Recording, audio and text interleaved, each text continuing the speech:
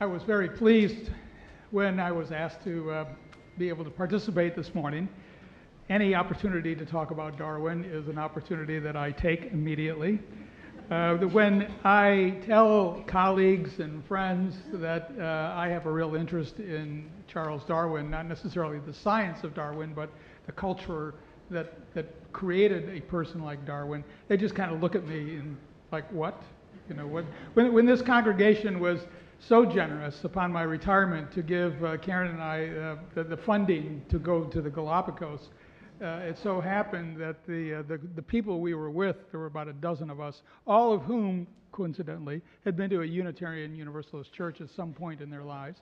And I told them about my passion for Darwin. I also got the same look, kind of like, why Darwin? You know, what they just had never heard until I began to explain, some of which I want to share this morning. You know, why Darwin? In the beginning, that seems like an appropriate way to start. In the beginning, what really attracted me was the Scopes trial. July 10th, 1925. Thursday is the 100th anniversary of the Scopes trial. I told you about this last July. I said, be warned.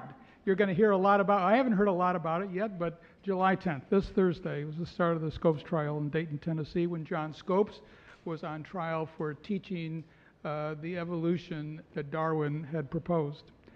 There were, the more I read about the Scopes trial, and including watching the movie To Inherit the Wind, which had previously been a play, I learned that there were Unitarian and Universalist, because they had not merged at that point, so there were Unitarian and Universalist observers. And both the Unitarians and the Universalists had newspapers, and they actually had reporters for their two journals going to Dayton to cover the trial. It was very, very important for Unitarians and Universalists.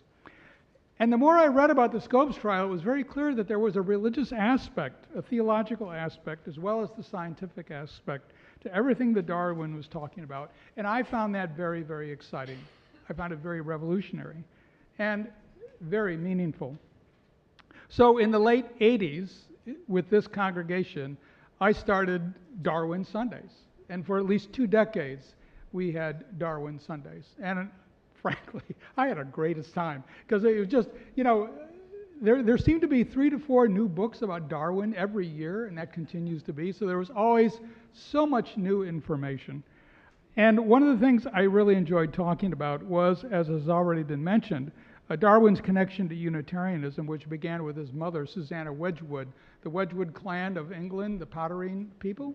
So if you've got any Wedgwood, plates or goblets or anything like that, immediate connection to Unitarianism. And he married his first cousin, Emma, which created some problems that he felt guilty about.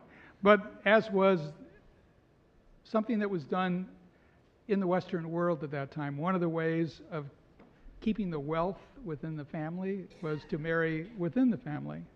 And Darwin certainly did that. The Wedgwood family were, you'll get a kick out of this, they were high Unitarians, which means, of course, at the time, there was the Church of England, which was Anglican. And if you weren't Catholic, everybody was Anglican, unless you weren't. And then you were a non-conforming Protestant. And so everybody else, the Presbyterians, the Methodists, the Unitarians, the Universalists, everybody else were non-conforming Protestants. So the Wedgwood clan were non-conforming Protestants going by the name of Unitarian. They were liberal Christians. He went to a Unitarian school in Shrewsbury that had been started by the local Unitarian minister. And then, unfortunately, when he was 12 years old, his mother died. And his father decided that he was going to go to a secular school with the idea that eventually, like his dad, Robert Darwin, he would become a physician. That didn't work out. In fact, he left medical school. Not because he wasn't smart, but what I've read is that he would feel faint whenever he saw the sight of human blood.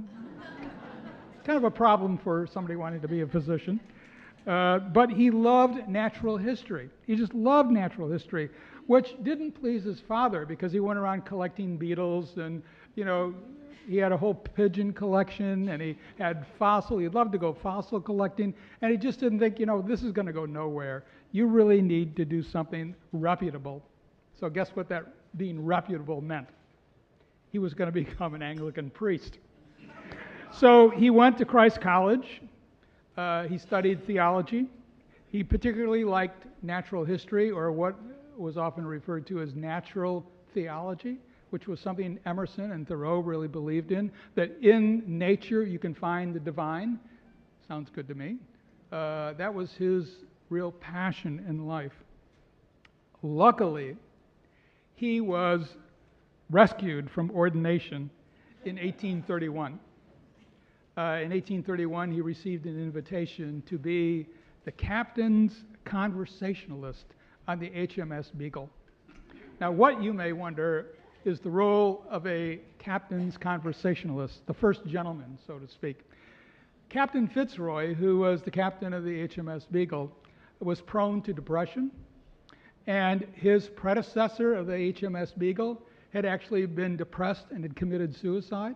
So Fitzroy was thinking ahead. He knew he needed to have somebody who could carry on a conversation, and luckily Darwin happened to know somebody who knew Captain Fitzroy, and he was suggested at 22 years old to be the captain's conversationalist. Are you all familiar with the SS Minnow? Gilligan's Island, a 3-hour voyage. HMS Beagle was a cardiology ship. Is that right? A cardiology ship? They were supposed to be mapping the coast of South America. And what is it? Cartology, I'm sorry. A cartology ship. Cartography, thank you, Peter, cartography. So they were going to be mapping the coast of South America. This was supposed to be a 2-year voyage at the most, 5 years. They left in 1831, they came back in 1836. Can you imagine?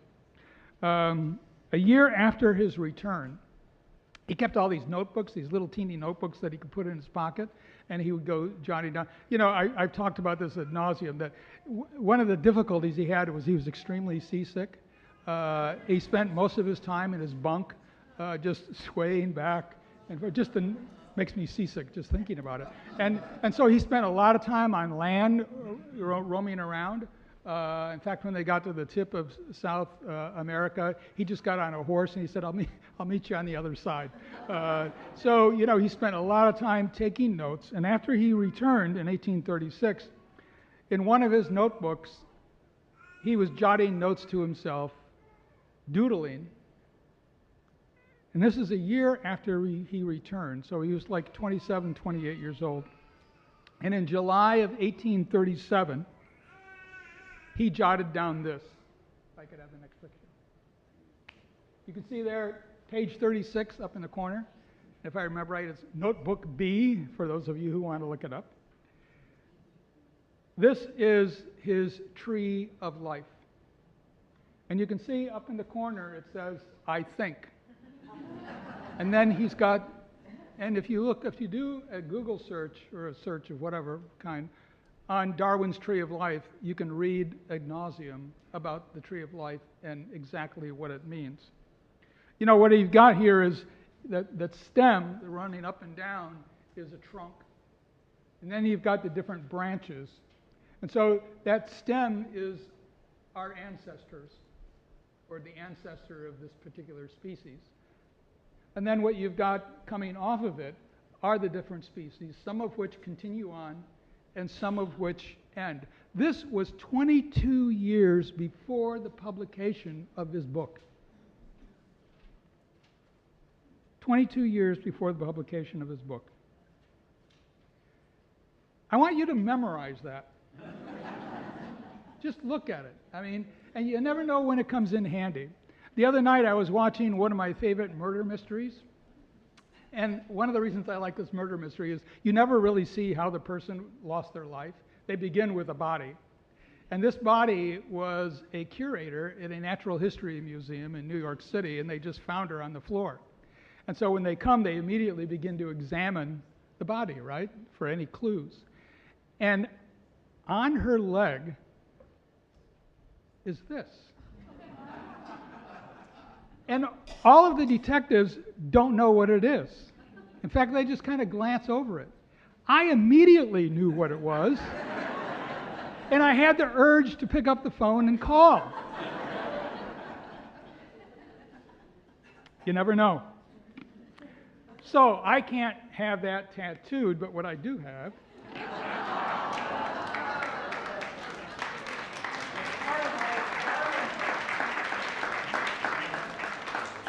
so it doesn't have all his notes, but it does say, I think.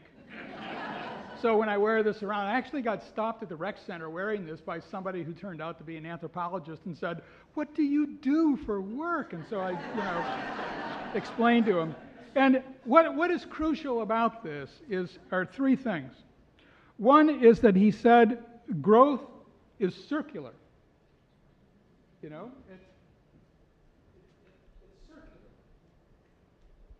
Which led him to say that it's not really a tree of life.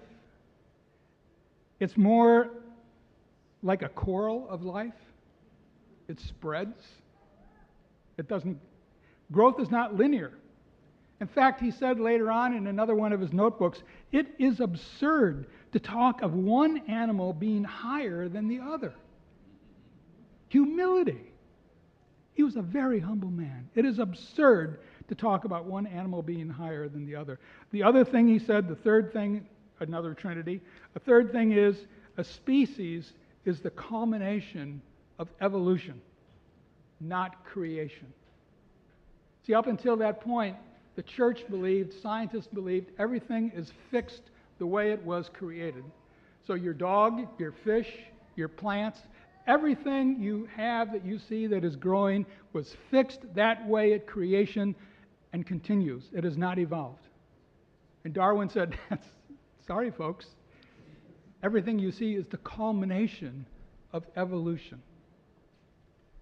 These three ideas rocked the church. So much was it going to rock the church that 22 years before Origin, he was afraid to talk about it. And he said to his wife, Emma, if I die before you do, you have to promise me that you'll publish my book, that you'll publish my notes. Because Emma, being the high Unitarian that she was afraid that they were not going to meet in heaven after he died because of all the stuff that he was writing about. But she reluctantly agreed. Now here's something that is really, really cool, and I want to end on this. That on the Origin was published, if I remember right, in November, late November of 1859. On January 1st, Henry David Thoreau, living in Concord, good Unitarian, no longer living at Walton Pond. Thoreau met two of his friends, one of whom had a just published copy of Origin. They got together on the New Year's Day in 1860, and they read aloud to each other Origin. I think that is so cool. Darwin and his American friends, many of whom were Unitarian Universalists, changed everything. They changed the world. They transformed us, and we have never gone back. Blessed be Charles Darwin.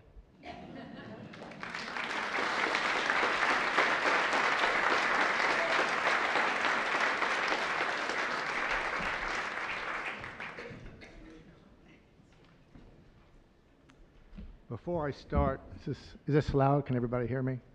Yeah. I have one piece of advice for everybody in this room. If you're ever asked to give a presentation, don't follow this guy. I want to start by thanking all of you for this humanist service, although I must admit I prefer the term that Darwin used, naturalist. I think humanist is too species-oriented, but it does have good implications. First slide, please. And I want to encourage everybody at this service to get together afterwards, to spend some time to meet with our congregations, Freethinker and Humanist group, for an open discussion, exchange of ideas regarding each of your personal journeys. I would like to begin by relating to you a bit of my own and then tell you something about the formation and early activities of our group some 16 years ago. As one of the first baby boomers, I led a sheltered and privileged childhood in St. Louis and Cincinnati, moving to the suburbs after World War II. I was accepted to Columbia University, where I enjoyed reading and benefited from all of those classic great books written centuries ago, unfortunately, only from the perspective of old white males, leading to my ongoing metaphysical questions regarding determinism, the universe, life, and consciousness itself. Through this, I developed a naturalistic worldview, free of mystical and supernatural elements, and with an enduring sense of individual wonder and appreciation regarding my own brief existence and experience on this planet, as well as the conviction that integrity, empirical science, and reason form the foundation of human understanding. Next slide. I joined the Unitarian Universalist Church. It was a Unitarian Church of Anne Arundel County in 1983 with our two young children, Galen, age 6, and Molly, then 2, and here today, now 43, in the front row. I wanted them to be exposed to an open, liberal religious education and was recruited as an RE teacher and must have succeeded to some degree, as all of my kids continued as leaders in Young Religious Unitarian Universalist, as well as the Joseph Priestley District Youth Steering Committee. In 1985, we had a new senior minister, Reverend Fred Muir, whose own path led to Darwin Sundays, which uniquely fit my own naturalistic worldview. Next slide. I may have these slides out of order, but we're fine. I quickly migrated to a group that did not accept either the old Unitarian concept of spirituality, that there was one God, nor the original Universalist belief that all souls were saved and going to heaven. What we did believe and appreciate at that time, and continue to this day, is the Unitarian Universalist concept of religio, or binding together, in a social community in which we are all free to develop our own individual worldview, personal beliefs to discuss, share, and learn from one another. I think the next slide's right. Let's see. Next slide, please. Yep. Indeed, it was Reverend Muir's Darwin Sunday sermons that motivated us to think about starting a non-spiritual or humanist group around the 200th anniversary of Darwin's birth, December 12, 1809, and the 150th anniversary of his publication of The Origin of Species, November 24, 1859. Next slide. Oh, we got it right. This led to the summer of 2009, directly to the Vacation Darwin School for our youth, named after the HMS Beagle. In this, I chose to take a week off from practicing medicine to attend Camp Beagle, where for 10 years as Caveman Cliff, I taught, I'm going to start crying. I taught human evolution and the survival rule of threes. Here in the picture with my grandson, Adair. Next slide. After months of discussion, we decided to call our newly formed group what we individually were composed of, namely skeptics, agnostics, atheists, freethinkers, humanists, and naturalists. Over the first decade, from 2009 to 2018, we've participated in too many activities to mention in the short time I have here this morning, including monthly TED Talks, field trips to various venues in the greater Baltimore region, such as the Reason Rallies, to hear the likes of Richard Dawkins, Neil deGrasse Tyson, Lawrence Krauss, Daniel Dennett, and Bill Nye. At the request of midshipmen in 2011, we went on to form and facilitate Naval Academy Freethinkers and Atheists, hosting some 50 to 60 incoming plebes weekly for downtime, donuts, and DVDs as an acceptable alternative to formal Sunday religious services at the United States Naval Academy. Next slide. Over the next 5 years, we discussed some 30 books and initiated an annual summer Free Thought Film Festival. This book list will be available to you to pick up at the end of our service. Next slide. Rather than describing what we did not believe, we exchanged ideas of what we stood for, namely integrity, as in Harris's Moral Landscape, science, from Stephen Hawking's A Brief History of Time, Naturalism, as in Ursula Gunnenoff's Sacred Depths of Nature, a woman author, by the way. Respect from Jonathan Haidt's Righteous Mind, Why Good People Are Divided, and John Gray's Silence of the Animals. Wonder from Chet Ramos, When God is God, Everything is Holy. Compassion from Greg Epstein's Good Without God. And finally, community from our own, Reverend Bill Murray's Becoming More Fully Human, and Reverend Frederick Muir's The Whole Earth Kin. Next slide. For the past 15 years, we have continued that annual tradition on February 12, as we've heard, the same birthday of Charles Darwin and Abraham Lincoln, to turn out where we were born, okay, for our Tip a Pint to Charlie, held in Annapolis Middletown Inn, the oldest in Maryland, which existed during Darwin's lifetime. We also hold a Tip a Pint in Baltimore at the Horse You Rode In On Tavern at Fells Point. Last slide. Last year, I retired from Johns Hopkins and have devoted my efforts towards educating on steps for healthy aging. I've also been working towards beginning a local monthly book discussion group and film fest in Baltimore, encouraging our 7 principles. Once again, thanks to Reverend Fred Muir for all those Darwin Sundays and for getting us started in the first place, and to this congregation for hosting today's humanist service. I now have the honor of turning over the podium to the man who succeeded me, the current chair of our congregation's Freethinker and Humanist group, who will let us know how Unitarian Universalism is a humanist tradition. Peter Morse.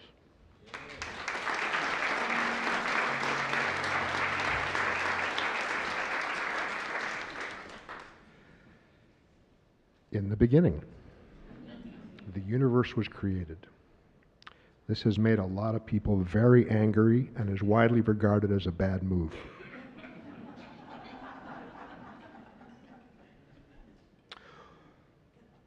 I'd like to pose 2 questions. What do you think of when you hear the words unbeliever, heretic, or atheist?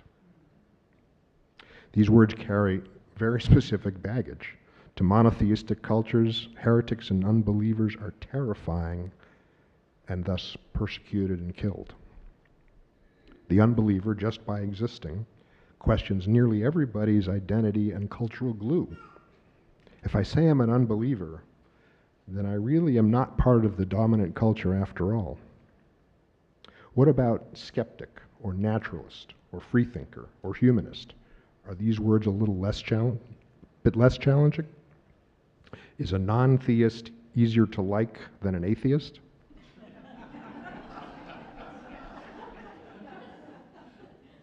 I think we'll come back to this in After Hour. How do free thinking and skepticism and humanism and even atheism form the foundation of Unitarian Universalism? UUs commit to a free and responsible search for truth and meaning, so we get to explore this. I, like some of you, am an atheist.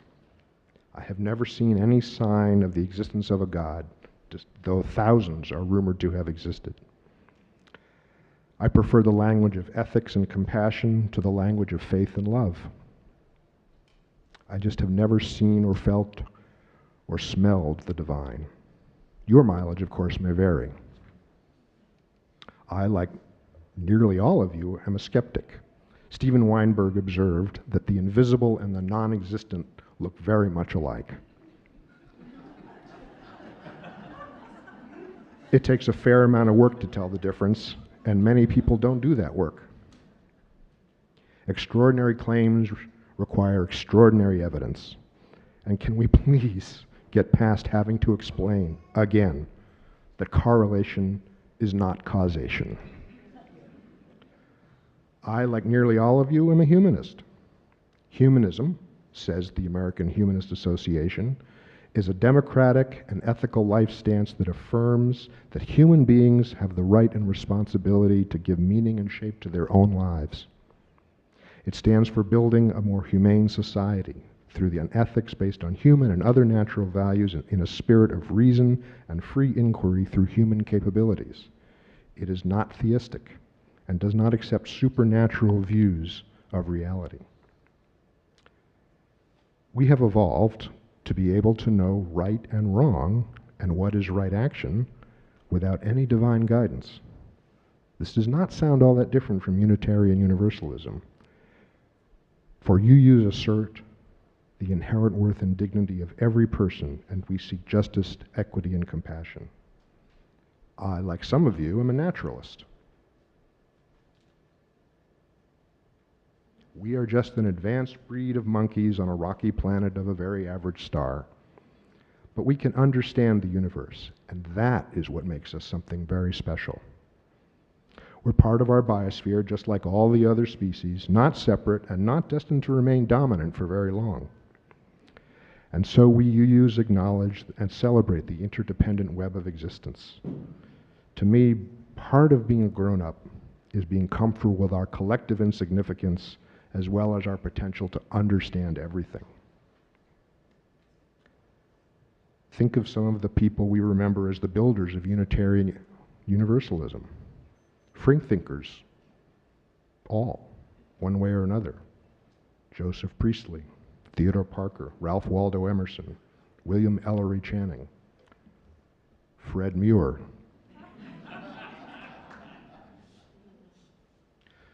Nothing human is foreign to us.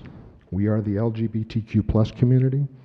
We are the differently abled community. We are the neurodiverse community. We are people of color and those that are marginalized for whatever reason. And we are also privileged old white men. Nothing human is foreign. Nothing human is frightening. Nothing human can be ignored. All one has to do is look at some UU websites to see clearly that our community is based on a foundation of humanist stone, radically welcoming mortar, and made resilient with rebar forged of skepticism. Our covenantal community is inherently free-thinking, inherently humanist, inherently naturalist. It is earth-centered, theist, deist, Buddhist, atheist, simultaneously. And because it is all these things, it is also welcoming, justice-seeking, anti-racist, feminist, and don't forget, very radical. Face it, we're all free thinkers. In Fiddler on the Roof, Tevye says, in the middle of his song, that without our traditions, our lives would be as shaky as a fiddler on the roof. Like this is a bad thing. We embrace this image and try to make a daily practice of playing the fiddle while dancing on the roof. We accept that we have only this brief moment of existence, and best if we make the most of it. We accept the chaos of the universe and learn to greet the crisis as opportunity. When we talk about joy as an act of resistance, this is kind of what we mean. If we look at our home from a sufficient distance, next slide,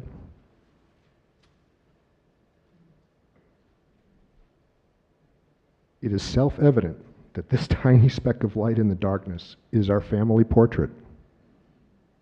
This is where we originate. We are all indigenous to Earth. Something to contemplate. In spite of everything we see around us, we have the ability to renew our civilization and put it on a sustainable path.